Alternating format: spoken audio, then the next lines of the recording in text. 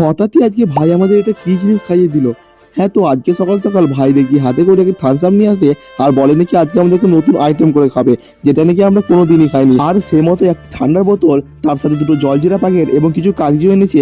আর হ্যাঁ, বলছে নাকি এগুলো ভালো করে মিক্স করতে হবে, তাহলে কিন্তু সেই জিনিসটা তৈরি হয়ে যাবে। আর সে মতো কিন্তু আমরা সবাই মিলে বসে পড়ি সেই জিনিসটা বানানোর জন্য। আর হ্যাঁ, এটার কিন্তু নাম দিয়েছি আমরা কোকজিরা। যাই হোক, সবার প্রথমে তোমাদের যেটা করতে হবে, একটা জায়গার মধ্যে কিছু ঠান্ডা ভালো করে ঢেলে নিতে হবে, আর তারপর জলজিরা সেটার মধ্যে মিক্স করতে হবে।